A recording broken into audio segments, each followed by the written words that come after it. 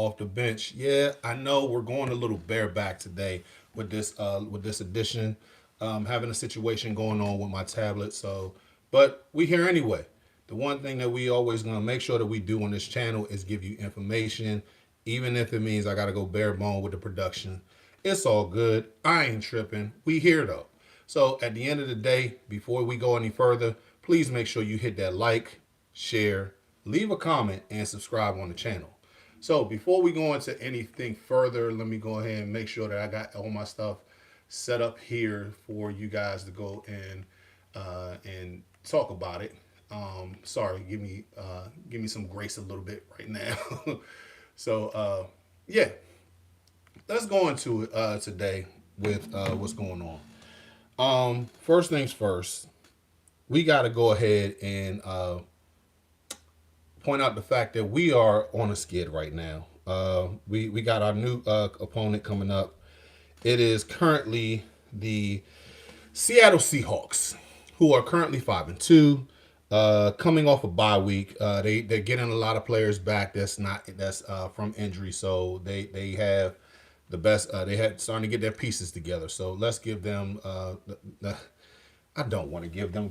I don't want to go ahead and I don't want to be happy for them because I want to make sure that because I'm at a point now in my fandom right now where I only care about my wins. I only want to make sure that we go ahead and get our situation fixed because they're getting they're getting majority of their players back from injury. Like I said, they're coming off a bye week, and this is a must-win game for us as the Commanders. We we finally are getting JD5 back. Another thing, JD5 has only played this year in 5 games. In those 5 games, he's averaged 22.4 points per game. But like I said, he's only played in 5 games. In 2 of them, he only had his top 2 receivers with Debo and Scary Terry in there. The Seahawks defense is definitely wreaking havoc this year. I have to give credit to when credit due. McDonald, the coach over there, the head coach over there, coming from Baltimore last year, has been on one as of late. Let me go ahead. I'm trying to find all my information. It's all over the place, so please give me grace while we going through this. But no, they're giving up a total of 19.4 points per game. Got 23 sacks, which is top of 5th on the year with all the games that's going on. They also are giving that they rarely blitz. They're giving a quarterback pressure a percentage of 39.4 percent game. That's like I said, it's 4th. They don't even blitz that much. Also, 3.2. I'm sorry, 3.3 yards per carry, and 75.7 points. Yards per game, which is 1st in the league. And I mean that's crazy work when you think about it because I mean you can't run on this team. But the one thing I will go ahead and say is that they actually are in a situation where you can pass on them. It's definitely a situation that we can take advantage of. I truly believe that with JD5 coming back, we could try to go ahead and make something work with that as concerned. I'm trying to think as far as another thing to bring up on here that we are currently doing. With JD5 coming back. Sorry, guys. We got to go ahead and look at the fact that JSN, Jackson Smith and Jigba, he is the premier. What's good, J Mark? Jackson Smith and Jigba is on the verge of breaking Megatron's receiving record right now. He's in the midst of doing that. And this dude is, so far, has been on averaging 117 yards per game. Like I said, he's on the verge of breaking. Now, the only thing about it is he's only got 4 touchdowns on the year. So we can do something about that, hopefully. I pray that we can do something about it. Sam Darnold has 12 touchdown passes on the year with 4 interceptions. averaging 250.6 yards per game and a quarterback rate of 109.2. Now he does have his main target. Like I said, JSN is doing ridiculous numbers right now. Jamar says it's time for Sean to lock him up, lock him down. Yes, we can only pray on that because I don't know how the hell he's gonna do it. Another thing that we need to go ahead and look at too, Mike McDonald. He has this defense running fantastically. They're actually entertaining as hell to watch. They have situations where the defense is one of the best modern defenses that's out there right now. Exotic pre-snap reads that change into post-snap changes post-snap, having players rush from anywhere on the field. You can have a corner rushing, you have a safety rushing, you can have a linebacker rushing, and you can have what's the name the defensive lineman going to coverage. It's literally one of those situations to where it's like, hey, I'm gonna send four, and I'm not even gonna blitz because everybody's still back in coverage, but you don't know where the hell they're coming from. And if you don't read the tape on this Bama man, they're gonna light your ass up. And I have to give credit to them because I've been wanting that with the defense that we have right now. And we can't even blitz correctly. We don't get enough pressure. We get some decent pressure, but we don't get enough pressure to where I would like it to be. I'm just thinking like, damn, what will happen if you have a Mikey Sanders still in this defense? With his blitzing ability, if he ever gets the chance to use it.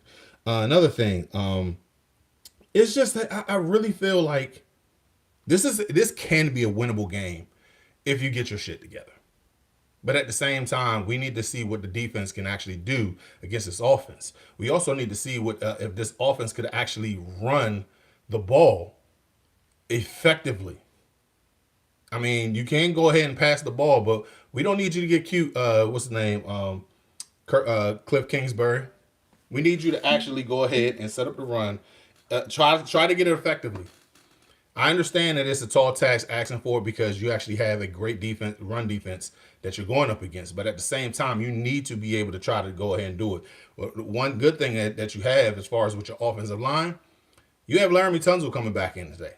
So we're able to go ahead and have that situation go down.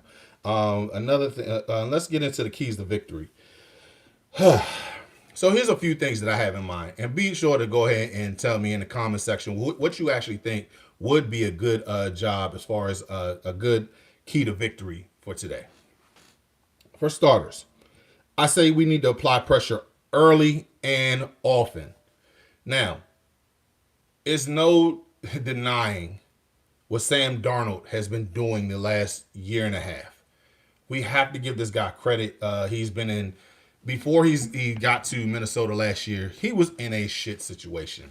I mean, look at it. He went from the Jets. We all looked at him as a bust. He was just, it was so horrible. But now he's gotten to a situation to where he went to Minnesota last year, had a 14-2 record.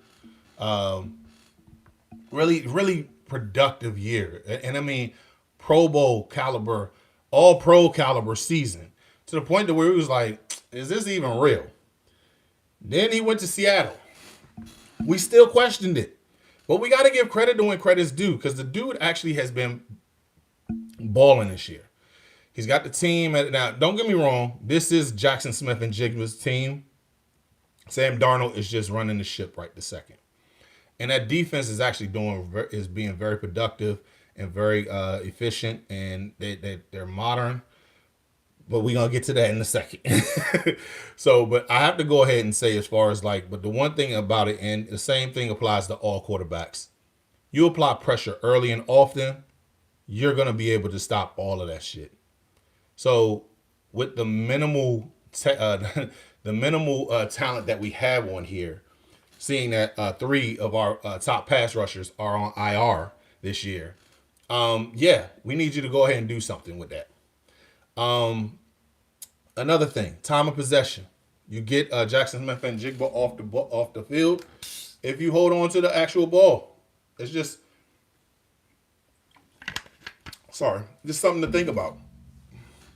When you go ahead and have the own the time of possession, you do not have to worry about trying to worry about our defense because our defense is not actually productive at all. They had a great first half last week. Great, tremendous. Turn the ball over. Had Patrick Mahomes has never turned the ball over twice in the first half in his whole entire career till last week, and it shows that if you actually can be just as productive as that, but instead of just making it 2 quarters, let's make it a whole game. Oh my God, it could be so much different. Now, I will give you grace. That was the Chiefs. So, I mean, hey, let's go ahead and see what we can do. Um, Another thing that we have, what's the name? Double team Jackson Smith and Jigba. You cannot contain him. I'm sorry, you cannot shut him down. You can only contain him. He's going to get his numbers. I think the least amount of receiving yards he's had this year was 75. Every single one of them, he's had 5 games where he went over 100 yards so far this season, and it's looking like it. Like you have to go ahead and stop him. Now the other receivers on the team, yeah, they're going to be productive. They're going to get their numbers, but at the same time, you have to go ahead and set that stuff up. J Mar says the time of possession thing is insane from last year to this year. Yeah. I don't know what else to say about that because, I mean, I'm like, dude, we walked in here thinking that we could do whatever the hell we wanted to do, and we did it. This year, on the other hand, it's like we lost our mojo. Now, I will go ahead and say, as far as that is concerned, hey, look, it happens when you have injuries and your top players are out, which is, and we'll get into another thing as far as with that, as far as the players being out and everything. Cliff Kingsbury, you got to open up the playbook. I'm sorry, dude. You have to open up this playbook. We can't have a situation where it's just like, for like last week where it was like, look, it's second and 2 after the second interception. We're trying to go ahead and see if we can go actually move the ball downfield, and then it gets to 2nd and 2. Okay, you want to go ahead and pass? Okay, it's a perfect time to pass. Hit the what's the name? Let's do a play action pass. And what's the name, gets tackled right at the line, so it's still 3rd and 2. Okay, let's run the ball. He wants to pass the ball for whatever reason. Now we had 3rd and 2. I'm sorry, 4th and 2. 4th and 1. I'm sorry. And hey, let's run the fucking ball, guys. Let's just be productive. Like just move the chains. We only have to get a yard. Cliff just goes back into his, hey, I think I'm smarter than everybody type shit, and decides to throw a 50-yard pass into the stands where Terry McLaurin is not. So, I mean, it's just like, dude, you open up the playbook, but also be smart about it. Go ahead and just and run the ball, but also just, hey, don't be afraid to open it up. That screenplay that you had against the Bears, that fake screen that you had against the Bears, open it up a little bit. We're not going to be able to run as much, but hey, try to be productive on those runs that you actually do get. I know this is an impossible task because we actually did the impossible last week. Force more turnovers. Hey, guys, if the ball falls on the ground, don't try to pick it up and run it back for 6. Just pick it up. Go ahead and fall on it. And it's perfectly fine just to fall on it because you have the ball back. Stop trying to make big plays and just make a play. If you get an interception, it's okay to fall down. Okay? It's okay. You ain't got to go ahead and take it to the house and everything. If you get the opportunity to take it to the house, great.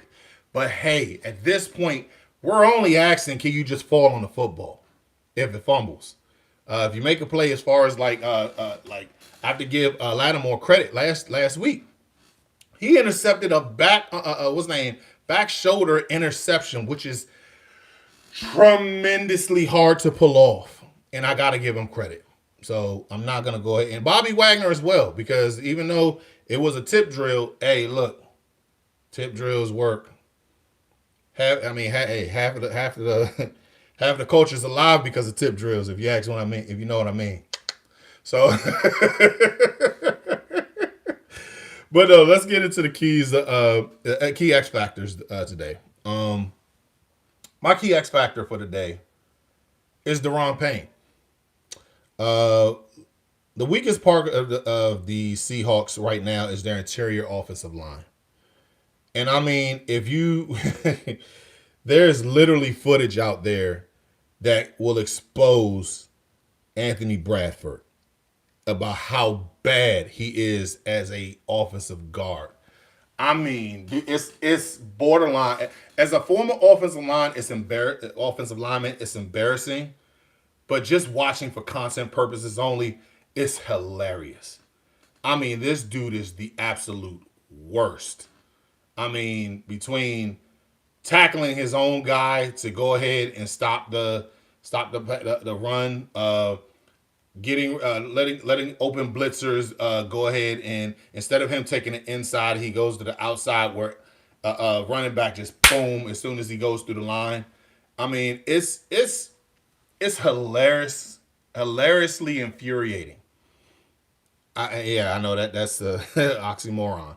Uh, it's definitely just crazy to watch, and I honestly feel because Deron Payne is arguably the best defensive player that we've had this year, can go in there and actually put on a show by going ahead and trying to stop a lot of these pass rushes, trying to stop a lot of these rushes up the middle.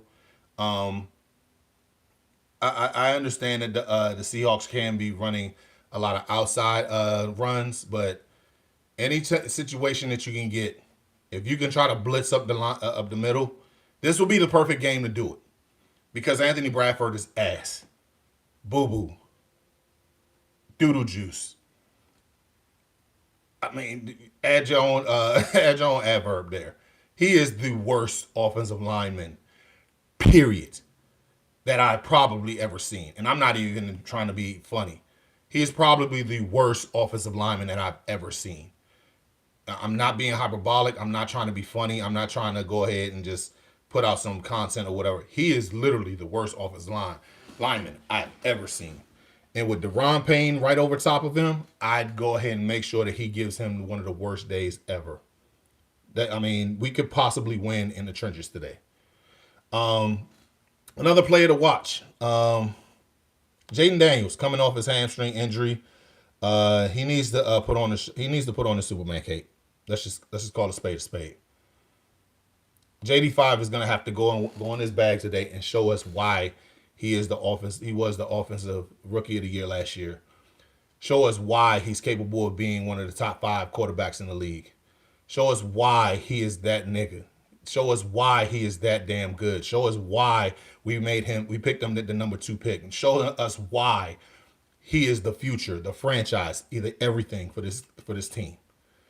Another player to watch for today, Zach Ertz, JD5's favorite target, needs to get a good game in and open up the offense. Whenever JD5 is in, you always know that Zach Ertz is going to get his catches. He's going to get his first downs. He's going to be able to go ahead. Unless it's 4th down and he has to reach. I mean, for whatever reason, yeah. But he's going to be good in the red zone. He's going to find a way to get open, and JD5 always seems to get the ball to him. But Zach Ertz is going to have to open it up today. The Seahawks are a little susceptible to getting damaged on the tight ends, just like how we are, but not as bad as we are.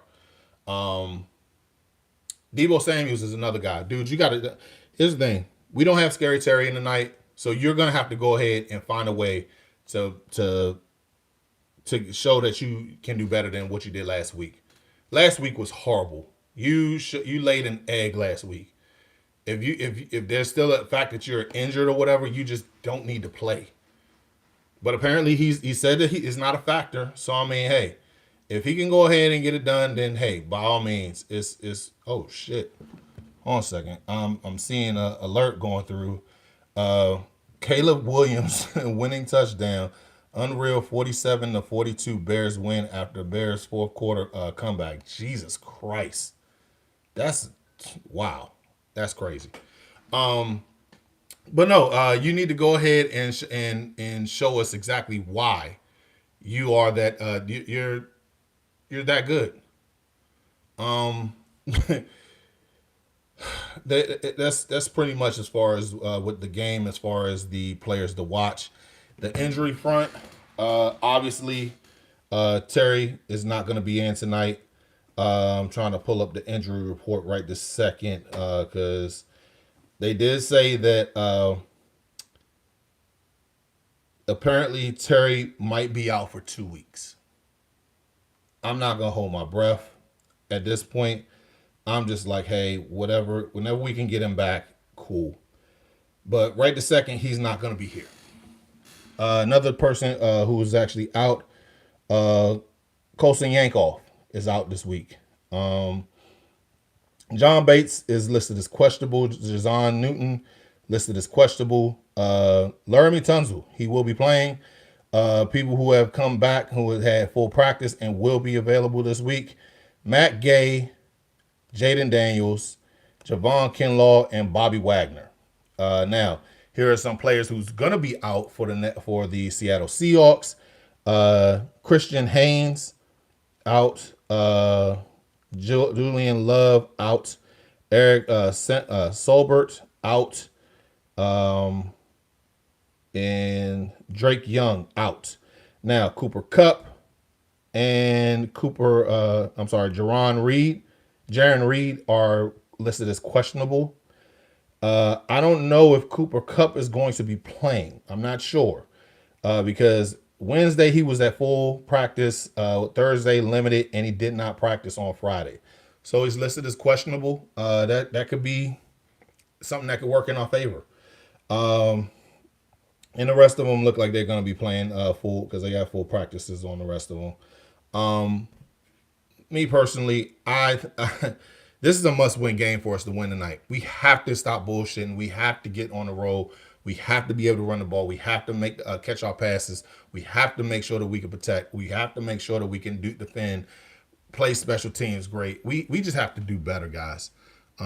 Just looking at the last C. White. What's good, homie? Appreciate you stopping by. Another one that we just need to make sure that we could just go ahead and show that we are capable of being one of the best teams in the NFL.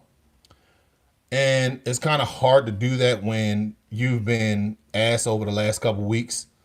And I mean, I understand that we had situations dealing with injuries and everything. I understand that the injury bug is the MVP this year, but that's no excuse. I don't care. A big thing is Laramie Tunzel is good to go. Yes, I did see. I literally posted that, addressed that before we got the chance to before as we went on to the injury. So I'm happy to hear that because I was just like, what the hell had last week. But yeah, man. I mean, I just want us to be competitive tonight. After what I seen last week in the first half, we played an amazing first half. And we need to continue doing that because it is definitely something that we can go ahead and we could do better. We can do better. I know I have so much faith into it. But yeah, guys, I'm not gonna hold you up much longer because I am trying to watch some of the games and everything. Oh, by the way, I almost forgot. How the hell can I go ahead and not address this? So tonight during the halftime, the homie Art Monk is getting his number retired. Man, how can I not even bring this up, man? We have to give credit to the GOAT. So I'm happy to see that he's actually coming. He's getting his number retired. It's a long time coming. Should have been done years ago, but hey, we have a better front office than that troll of a man that was here before. I'm not even going to bring up his name like Voldemort. He's just like, yeah, I mean, we have a competent front office, so I have to go ahead and give credit to when credit's done with that. Yeah, we're not in the best shape as far as actual players right this second, but we're in the second year. we have to actually look at this from the standpoint of this. And here's the one thing I mean, and I'm gonna take away from the game. I'm gonna step away from the game right this second. I want to get into a point of where, like, as a franchise, we have to go ahead and give this team its flowers from what we were before. We had, I mean, and I'm trying to go ahead and look at this from a standpoint of not as a fan, but as a fan of just us doing better. Us as a fan base doing better means that, hey, we go out and support our team. Yes, the team isn't doing real good right now, but you see the steps that they are making.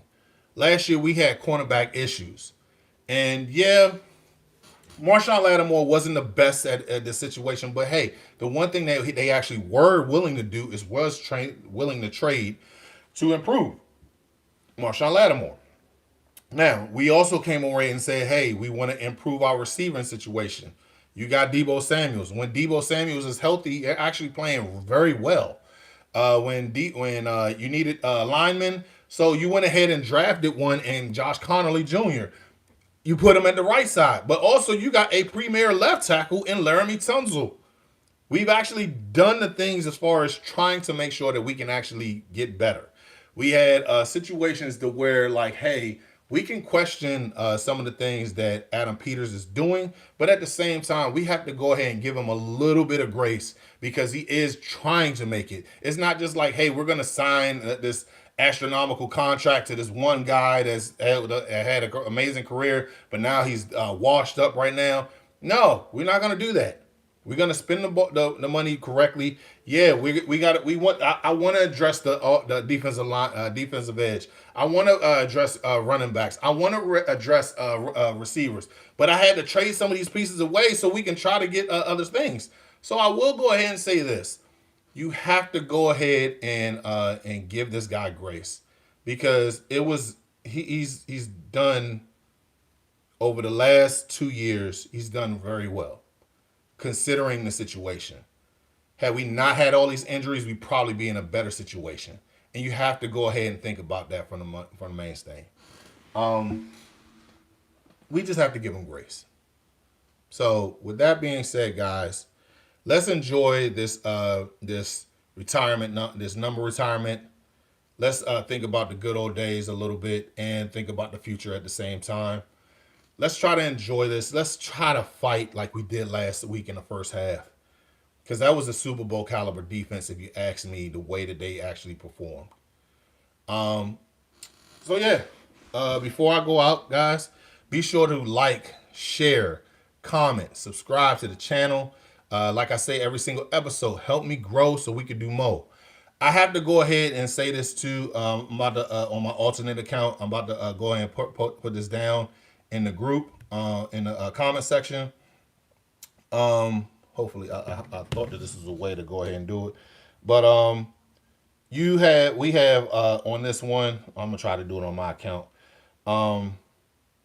Sorry about that. Just give me a little bit of grace as I'm coming on here. I was currently on John from Ballin' and Burgundy's podcast. And we were doing a show that he has called it's called Turnbuckles and Touchdowns. And one of the things that we were doing, it was definitely just talking about onset. Hopefully I could put it in here. I'm trying to put it in here. Sorry about that. Hopefully I could put it on here. This is the first time I ever done this on a bare bones part. Usually I could just go ahead and put it on. I'll try to make sure that I put. If you go on my IG account, you'll be able to see it. Apparently I'm having issues with that right this second, but it's a podcast called Turnbuckles and Touchdowns. Currently he's because we're both big wrestling fans, but we're also big football fans as well. And it's called, like I said, it's called Turnbuckles and Touchdowns. So be sure to go ahead and like and subscribe onto that channel as well. We addressed the whole entire John Cena retirement tour. And we addressed the game for tonight, going with the Commanders and the Seahawks. Just give it a check out and go ahead and subscribe to his channel. It's actually real fun. We talk about all types of shit on there. But yes, let's hopefully that we hope that we can get this win today, man. Because I ain't even gonna hold you. Right this second, I'm not like really tripping, but I know eventually I am going to lose my shit later on down the line if we do not get this team together. And let's just hope that we don't have to do that. I want to go on the big. You spoiled us last year with the games that we had. Let's go ahead and try to do better this year with the way that we can actually play this game. Um, but yeah, I digress. Guys, help me out. Like, share, subscribe to the channel. Help me grow so we can do more. I really love doing this content creating thing, and it's giving me inspiration every single time you guys come on here. Check me out, even if it's for 5-10 minutes, or you stay here for the whole entire show. I appreciate every single one of you. You guys are the best. So thank you for tuning in. And as we do every single episode, left hand up. Who are we? The Commanders. Peace.